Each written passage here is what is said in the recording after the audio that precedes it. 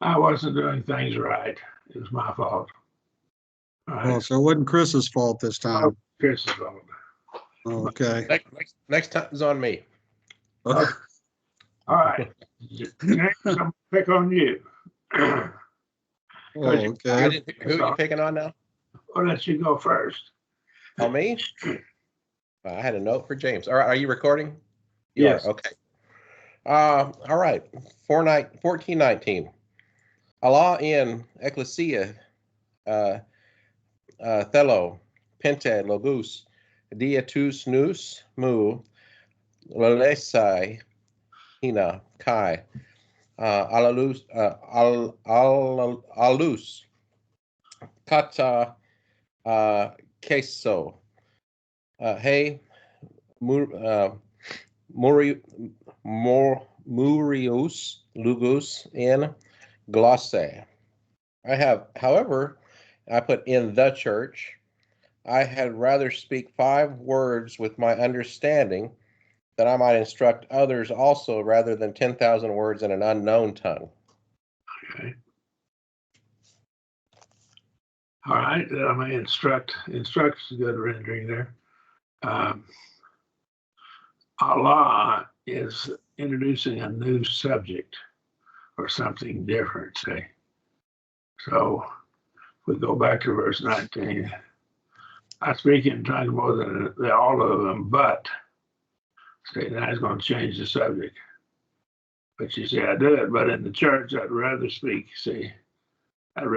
5 words with my understanding. And we have instruct here in the King James. What does American Standard, what other translations have you checked out?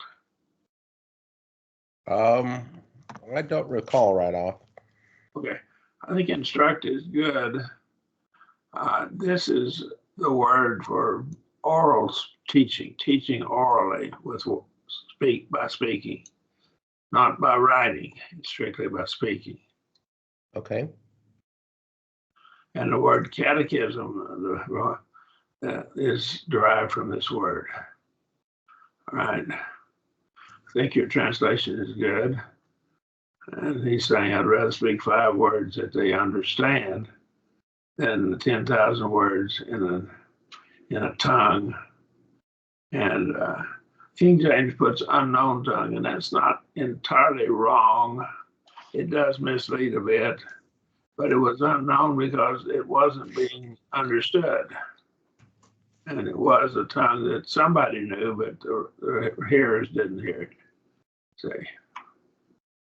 All right. So you put understood, maybe? Yeah.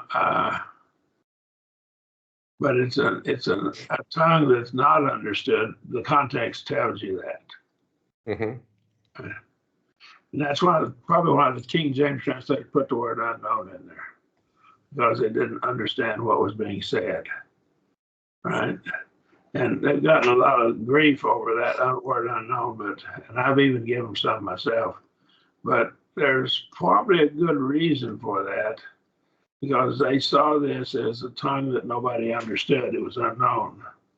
Not unknown to somebody, but unknown to the hearers that were hearing the speech. Does that make sense? Yes. All right. Now here's Allah and Rung, what he says about it. And again, it's in that file that I sent you. All right. This quote's in that file, lexicon and grammar notes file that I sent you some time ago. James just got a fresh copy of it just a moment ago. Then 10,000 words. This is the word murios, and the upsilon becomes a Y, myriad.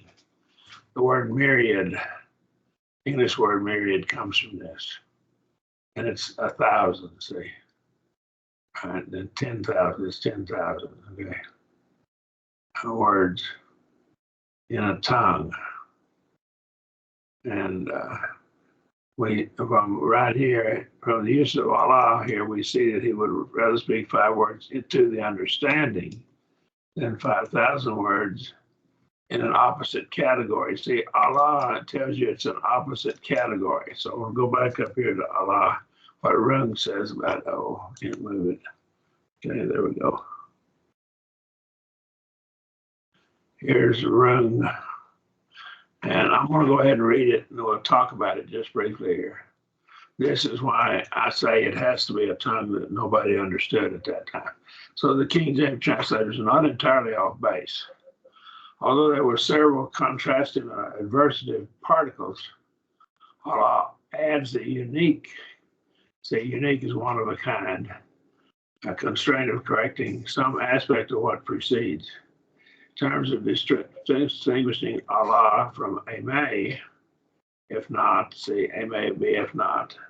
The key is the relation of what follows to the particle. This is called a particle, see, to what precedes. In the case of a me, the except element replaces what precedes with a potential member of the negated set. See, that's so when you see it, it's the accepted element replaces something, but it could be part of that set, it's a potential member, right? But in the case of Allah, the correcting member is not a member of the original set, it's a new element. So right here, we come down here, we see here, and so he says, Allah, where's Allah? Allah, but see right here. But in the church, I would rather speak 10,000 words, say, rather than what? Well, rather than what he just said in verse 18. Got to go back to verse 18. It's contrasted with what's in verse 18. I speak with tongues more than they all, but I'd rather speak with tongues. And he was only speaking with tongues in accordance with his commandments that you don't speak in a tongue unless there's a translator, say, interpreter. He's going to tell them that. So he's not going to be violating his own commandments. So I think this tells me pretty strong implication that the tongue speaking here in 10,000 words was an unknown tongue. It was unknown in the sense that there was no translator for it, no interpreter. The King James, I've given it grief, but I have to back up a little bit. So I translated it here. But in the church, I'd rather speak 5 words with my understanding that I might instruct others also than 10,000 words in a tongue with no understanding. Right. It's in a different category. Earlier, I'm sorry, please continue. There's my footnote down there. Go ahead.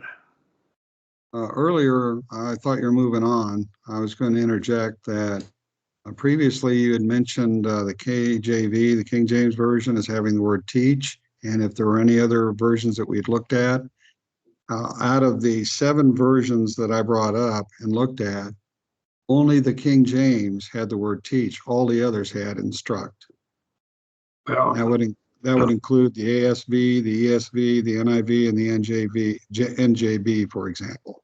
Yeah, it's a different kind of teaching, and I think the word it's katakeo, and it's found in the 18th chapter of Acts, and he had only been instructed by word. You go over at Acts 18, you can see that. I'm going to go ahead and read Acts 18 about verse 26. Go ahead and open your Bibles to it. We'll find it right quick. And I think I can find it right quickly. All right.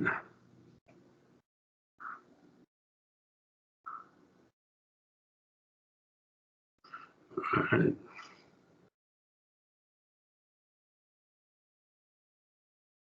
The verse 24, now a certain Jew named Apollos, an Alexander by race, an eloquent man came to Ephesus. He was mighty in the scriptures. Verse 25, this man had been instructed in the way of the Lord. Now the word instructed in American Standard is footnoted, Greek, taught by word of mouth. Okay. And so there's a difference. He had not been instructed with any writing. So didasko could be both oral and written. We can prove that from how it's used. I believe Paul used it for writing and for speaking in the Thessalonian, one of the Thessalonian epistles. I can't remember which one. Okay. Right. Does that help a bit? Yes, sir. Thank you. Footnote in the American Standard defines it for us. Right. So I take it to be he was speaking in verse 18 in the tongue they understood because he had an interpreter. But here he'd rather do that just with just 5 words that they understood than 10,000 words that they did not understand. See, I want to instruct by word of mouth. I don't know, the American Standard Version may even footnote it here. I'm going to take a look at it. All right. 1 Corinthians 14. Let's try it. 14, is that 19? Yes. All right.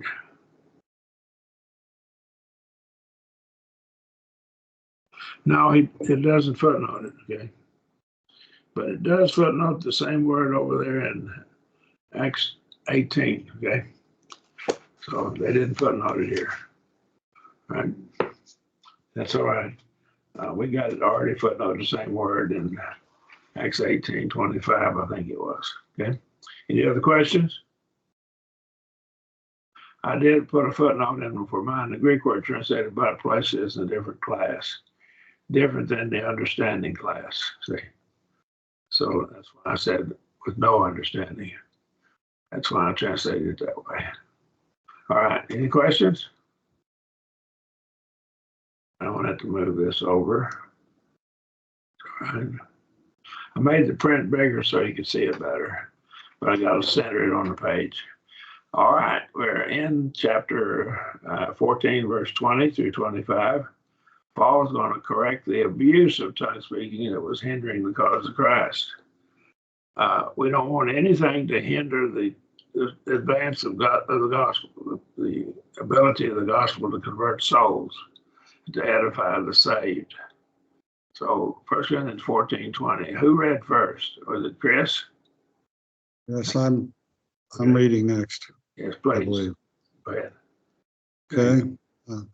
Adelphoi me paidia, Genesta tais Fresin, alate kakia,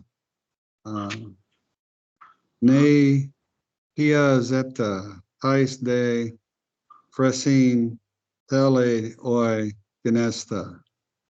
And I translated that, brothers or brethren, do not become children in thinking, but in evil be a child, but in thinking become mature. And I debated between thinking and understanding, Okay. but I ran with thinking. Okay. All right. So don't be children if you're understanding. And from don't become or let yourself become that. But howbeit in malice. Now there's Allah again. See, it's a different category. There's a child in understanding, but see a different category. You are to do this. You're not to do this, but you are to do this. In malice, you be children. Jesus said, except you become as little children. And I think he was looking at this. Sometimes little children have a just an innocent approach to things. They're not trying to hurt people. Okay. So I'm not sure exactly what Jesus was saying there, but that's what it seems to be he's saying. Okay. I think it's in Matthew 18. So I take this as a middle voice to become, do not become, see. And so it's imperative, present imperative. Now the present imperative with may is stop being, okay? Right. And so it's stop being children in mind. Stop being that. So being childish, we probably would say childish, although this is not an adverb. In your mind, that's your the mind of your thinking, making judgments about things. And of course, we get Hebrews 5:12-14. Some words, like the little children, they couldn't take anything but milk, and others could take meat. And again, we have the child versus the mature person here. But it's using it a different way there, I believe. Yet, in Allah, in malice, see, this is that ill will, you desire to hurt people. All right? Most of the time, little 3 or 4 year old kids, they're not trying to hurt people.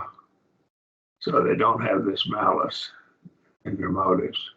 They may be ignorant, that is, don't know, but most of the time they have a pretty good attitude. I know some little children are abused, but we're going to talk about the norm. Now, right here, this is a verb form of napios. Now, this napios, nu ada, is an old form of not, and it's hung around in this word and some other words. So this is not able to speak for itself. That's all that means. So this is a person who's he's a minor. He can't speak for himself. And I think the evil was in speaking in tongues, perhaps to show off, but at least they weren't edifying the church. Whatever motive they had, it wasn't accomplishing the edification. As I mentioned, Matthew 18, become as little children. I think that's that attitude. But in mind, and that what you say, mind, is that what you said, James? Yes, sir. In mind. Become men. So this is present imperative, and it tells them to become this, to start being this. Right? So continue being men. Oh, excuse me. It was in thinking is what I translated it as. Right? Not in mind, but in thinking. Perhaps faculty of perceiving or judging. Thinking is not wrong, not a bad translation. But in men, be teleoi, and that's from teleos, that's something to mature. Grow up, okay? Become mature. Don't be like little children. We have a contrast between teleos right here and napios, which is derived from this word here. We go back to it. That's this word here. These two words are contrasted in chapter 13 several times there, right?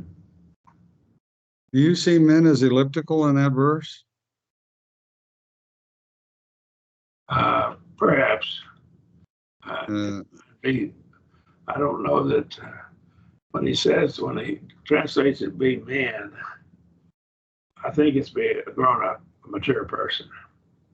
Yeah, I translated but in thinking become mature. Mature is probably a better rendering of it. Right. I translated it full grown. Yeah, some translations had adults, grown-ups, things like that in there, but I didn't see that, or men, but I didn't see that to be part of the translation. Right. And okay. Brethren, stop being children in mind, but in malice become babes, but in mind become full grown. Mature would be good too. Okay. Any questions?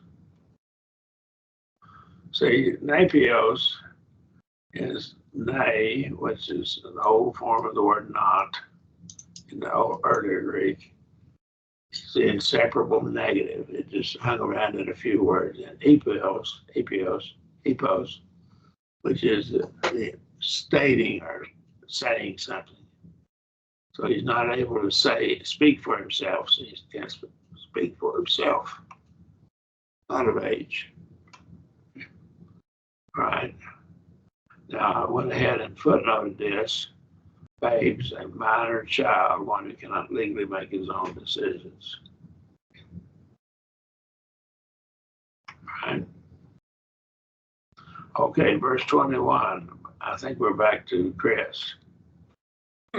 Okay. Into nomo, gay grapatai, hote in heteroglossois, kai in kirlisin,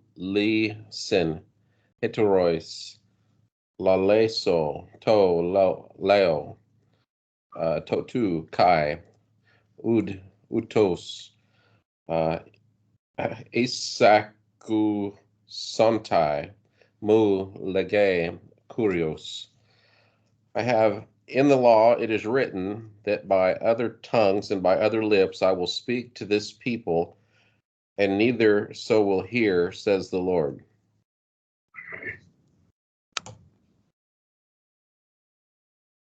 All right, so he's quoting something that's called the law. And this is a quote from the Old Testament.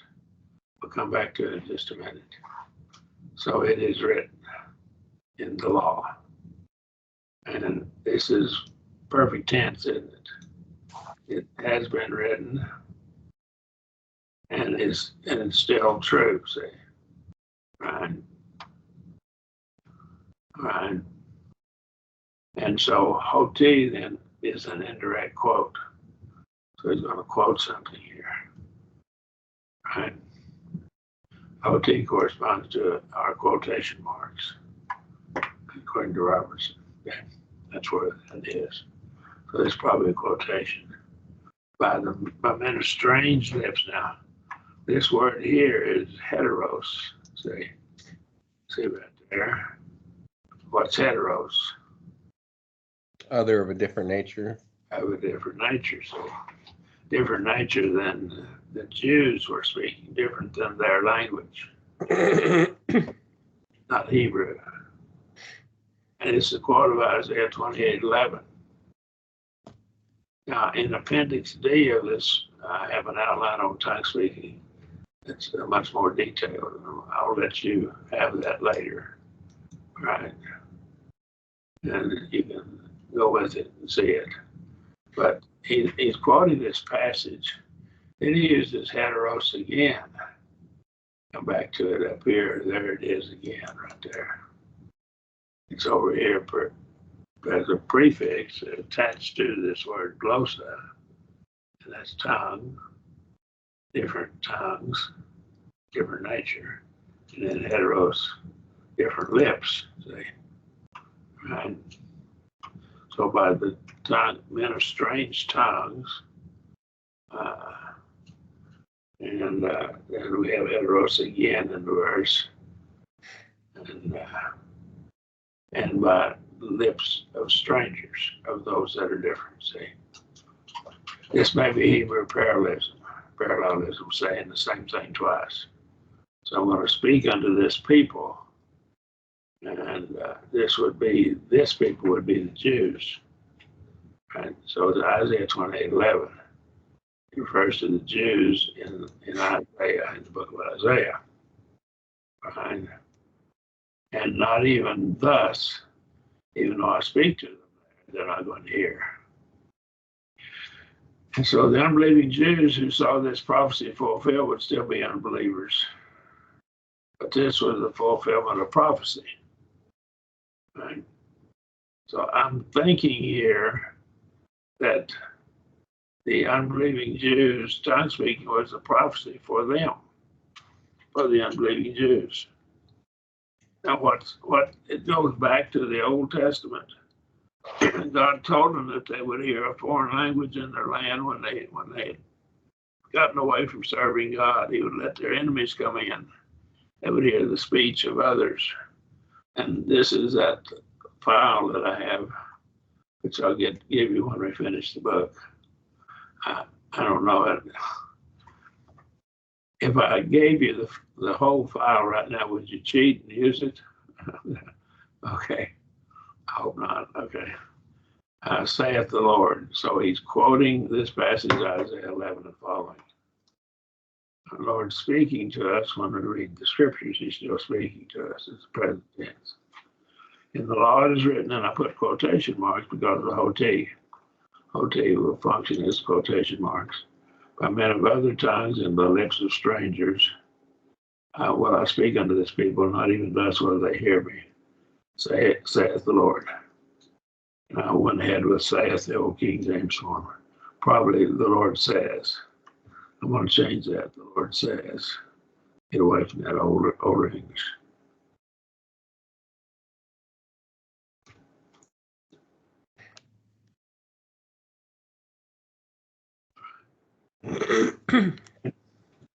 Any questions? Now, let's come down here and look at it, kind of see Isaiah 28. And we see in this, we see how they fit together. What I've done is I put Isaiah 28 in parallel with 1 Corinthians 14, right? And when you put them in parallel, you can see what he's talking about here. And we have this underlined down here. So the Bible is written in such a way that if you're not honest, I believe it will allow you to go ahead and misinterpret it if you're not an honest person. But if you're an honest person, I think you'll eventually give a good, proper interpretation of it. I think that's what Isaiah 28 is telling us. He says, whom will I teach knowledge, and will I make to understand the message, them that are weaned from the milk and drawn to the breast? Those who have a childlike attitude that we've talked about here in the prior verse in 1 Corinthians 14. Explaining it for us, precept on precept, precept on precept, line upon line, line upon line, here a little, there a little. Then he says, nay, but by men of strange lips and another tongue will I speak to this people. Right? I want to speak to them and men of strange tongues, strange lips. And so he goes on and explains it some more. And we come down, we can see it down here in 1 Corinthians 14. That help a bit? Sure does. Thank you. And so in my notes, that's what I put in there. Go with verse 22. And I've forgotten what. I believe I'm next. I think James started with. I'm not sure. James? Yes, sir. Hostai glossai eis semeon esin u tois histuusim alatois apistois de prophetea utois apistoi alatois pistu usin, excuse me. I translated verse 22 as, so that tongues are for a sign, not to the believing ones, but the unbelieving. But a prophecy is not for the unbelieving, but the ones believing. Okay. So, tongues were for the unbelieving Jews. It was a sign for them. Right? But prophesying, the believing people, they would be edified by prophecies. A believer can look at the prophecies and say, okay, God was right. He told us this is what happened, and it happened.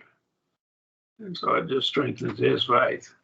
So prophecy tends to strengthen the faith of those who have faith.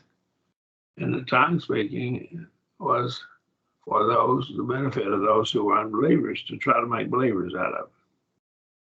Because this was a prophecy that they would speak in tongues to the unbelievers. Now, wherefore is expressing a consequence. And so he's linking it back to the prior verse. Tongues are for a sign, not to them that believe, see. So it's to the unbelievers. And prophesying was a sign, not to the unbelieving, but to them that believe.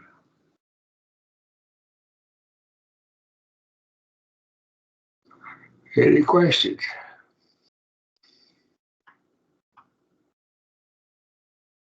All right, the Jews who believed in Isaiah 28:11, they would believe the prophecy of Isaiah. And it was a sign to them, see. Those people had confirmed their faith. They already had faith, and it strengthened their faith. I think prophecy being fulfilled, a Christian can read about prophecies being fulfilled and his faith gets stronger. I think that's what we're seeing here. But the tongue speaking was for the benefit of the Jews who didn't believe, because they had been told, and if you go to my notes on that, you'll see that. Go way back to the Old Testament and trace it through. I have a complete lesson on this. All right. Maybe I ought to send you that lesson as a separate file. I'll see about that, okay? But unbelieving to the unbelieving. But this is not Allah's day. Prophesying, not to the unbelieving. Right. Right. Unbelieving Jews were given a sign. Tongue speaking that began in Acts 2 served not only to be aid in the teaching of those who spoke under languages, but it served as a sign to the Jews that they had been rejected. What happened in Acts 10? What was one of the signs that was given to those Jews that came to the household of Cornelius? What did Cornelius and those of his household do? They spoke in what? Spoke in tongues. And even Peter, in a sense, had been an unbeliever, as far as not believing that the Gentiles were accepted yet, or perhaps having the wrong impression under what conditions they would be accepted. Right? But to them that believe, see, wherefore the tongues are for a sign. They are not a sign to the ones believing, but to the unbelieving ones. But prophesying is not a sign or a sign to the unbelieving ones, but to the believing. That requires a little thinking, okay?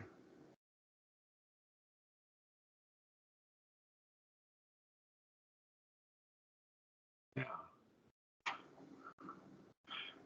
I will see if I can pull that file out and send it to both of you tonight, okay? Be all right? Yeah, okay. So you can study on it some more. Okay, Sounds good. Verse 23, if you would. I think we're back to Chris, but I can't remember. Yes. Things Yeah, my turn. Yeah. Ian sun elethe, he ecclesia, hole, epi to ato, kai pontis glosses, lalosen, es el theosen de, io, adio tai, he apistoi uk, usen, hoti, my neste. I have, if therefore the whole church gathers together in one place, and all should speak with tongues, and come in unlearned people or unbelieving ones, will they not say that you are mad? Obviously, these people come in, unbelievers, and they don't know what's being said, right? And so I think this has to be qualified, that those unlearned come in and they don't know what's being said. If we get up and speak in Russian to a bunch of people that can't speak Russian, don't know a single word of Russian, they might not even know, they won't know what we're saying. It may sound like gibberish to them. I know some languages, they, like some of the Oriental languages, are tonal. They go up and down, and going up, and it means one thing, going down, it means another. I think Chinese does that.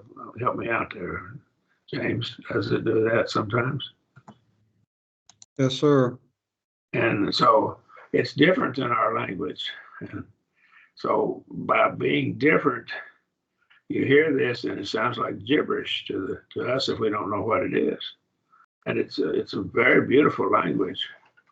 It's an old language too, but it can be beautiful, I'm sure. And but what I'm saying is, they'll say you're mad, you're okay. The whole church, I think, the whole church come together and assemble together, but they come into one place. Now, the whole church can be unassembled. See, right now, the Barnes Church, of which I'm one of the preachers, the Barnes Church is not assembled right now. And so we're scattered around the Oklahoma City area. Most of us are. We may have some that are out of town. We have one that's an engineer. He sometimes travels. And so he goes out of state. But most of them would be in this area. I would say he might even be in this area.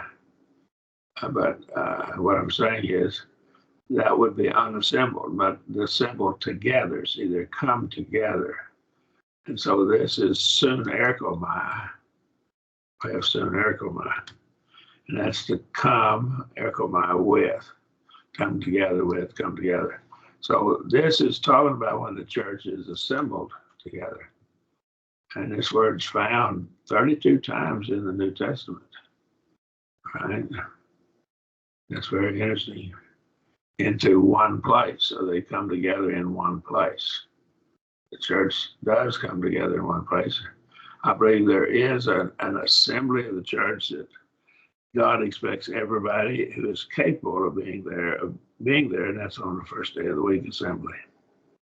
And we're expected to be there at that assembly, unless we're ill or if you were put in prison for being a Christian, you couldn't be there. And so I think under those two conditions, certainly it wouldn't be wrong. If you were traveling to go preach the gospel somewhere and you were in another town or another place, then you wouldn't be expected to assemble with the congregation. Right? But there are exceptions to it. But we are to assemble in that one place and come together in one place. I think this is the biblical definition of an assembly of the church, when the whole church comes together. This is one reason I do not consider a Bible class to be an assembly of the church. All the church doesn't come together. So I don't think the same rules apply in a Bible class that apply in the assembly. And I think a woman can ask questions in a Bible class, but I don't believe she can according to 1 Corinthians 14. We're going to get to it in a few, probably next week. I don't believe that they can do it in the assembly of the church when they all come together. Does that make sense? I'm saying? Because a Bible class is not when the whole church comes together. And then so what a man was telling me, well, the congregation where I attend, we don't have any Bible classes. Everybody comes together all together at one time. Well, the rules would apply then when the churches all come together. And I believe that's to come together for that first day of the week as worship assembly. In that context, that's what he's talking about. Any questions? Right Yes. Here? Yes, go ahead. You said that it applies to the one on Sunday when you come together. So, for example, if a congregation meets all together to discuss future plans or goals or things of that nature, would that be an assembly where a woman would not be able to speak, or should not speak? I think so, because the first day of the week assembly is a worship assembly. Whenever they're coming together to discuss the work of the church, I believe a woman could speak up. But again, they need to be careful how they approach things, try to run things, okay? But I believe they could speak and could do that as they came together. But we have the other passages that would govern it. 1 Corinthians 14, 33 and 34, we're going to get to it later. We're pretty close to it right now. but we'll get to it in a week or two. But I believe it applies to this assembly when the whole church comes together for the worship. It's a work for that purpose, for that worship, where they come together to worship, to be edified and to worship God. If a congregation assembled over at my house, come over to my house, and we were all having hot dogs and just getting together, I don't believe this would apply. I believe women could speak. Right. So because it's not a worship assembly. Okay, I just wanted to see that was the distinction I would make as well, but I thought I'd get your Okay. opinion on it. All right. Any other questions? No, sir, not for me. Probably referring into one place. It's Korean, probably. It's the diminutive form. Diminutive is like a small, tiny form of this place, Koros and Korah, right? A space or a region or a district. Right? Moulton discusses this extensively, the same Greek expression, epito, auto, is found in these other passages here. And he talks about the meaning of it, okay? I'll let you get into that, read that yourself. This is technical stuff, and I wouldn't necessarily use it in the Bible class, but I have it in my notes in case someone is asking further questions, okay? This right here is, this is Moulton. Wow, it's volume 2, okay. It's his 5-volume set on Greek grammar and syntax, okay? And he talks about the usage of this right here in 1 Corinthians 11:20 and Acts 2:47. Right. I go with the text of the King James there. In the New Testament, chapter 14:23. That's about where we are right now. Apostolic followers just be Barnabas, Ignatius, and Ignatius to the Ephesians and to Magnesia. This is Clement. This is some of the early Christian writers of the second century, most of them. All right. And so, and all speak. If all of you are speaking with tongues, there's nobody interpreting. Say, if everybody's speaking with tongues, nobody's interpreting. So, from the near context, speaking the tongue that the hearer didn't understand. It goes way back to verse 2 in this context. And if everybody's speaking in tongue, nobody's interpreting for them, then that would follow through. If you're speaking in a tongue and nobody needs it, there's no need of using it. The tongue speaking should not be used, and translation should not be used if there's nobody there that doesn't understand every word, all the words. Everybody understand the words, translated. And there come men unlearned. I want you to see this. It's from idiotes, and it's not an idiot. I think it is. This is the word for what you get idiom, or English word. This word right here, idios, idiom. An idiom is the peculiarity of the language or peculiarity of the people. Well, what am I doing here?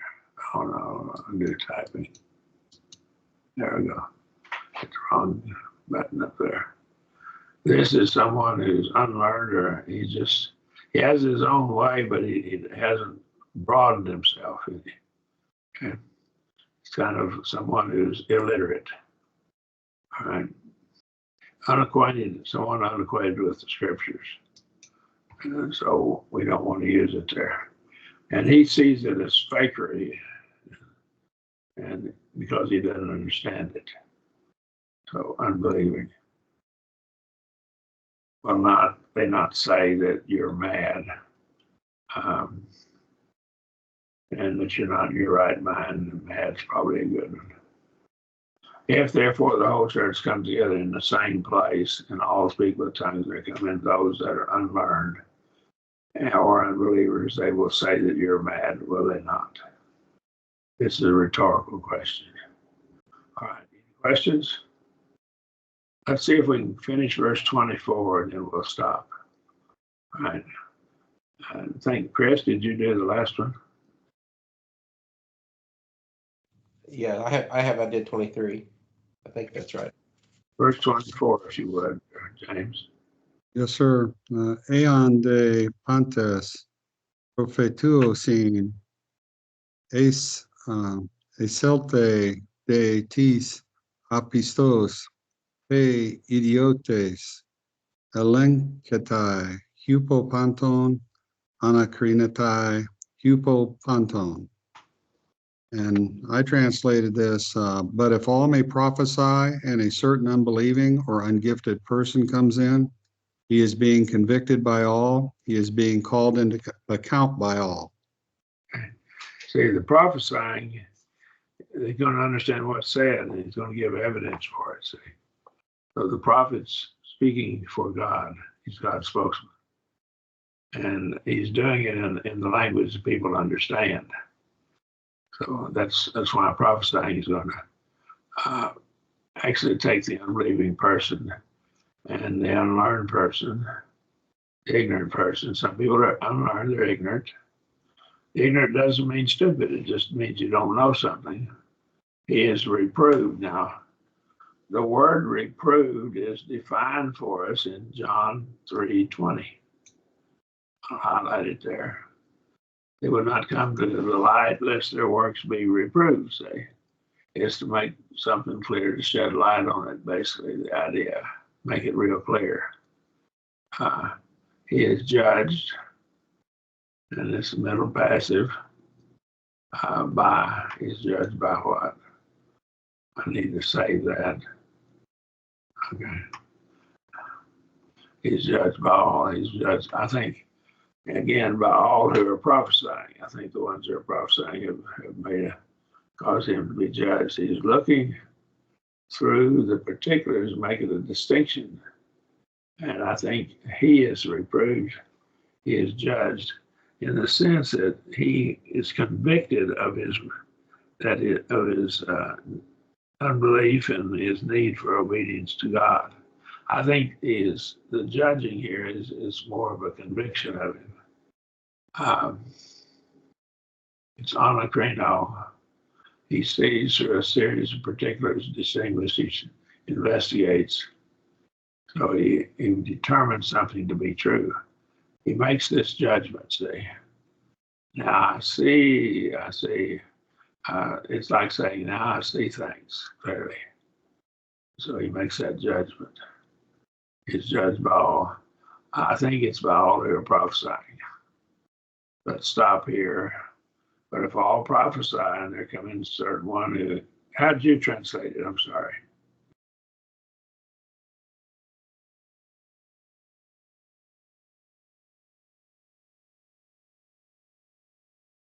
James, how did you translate it?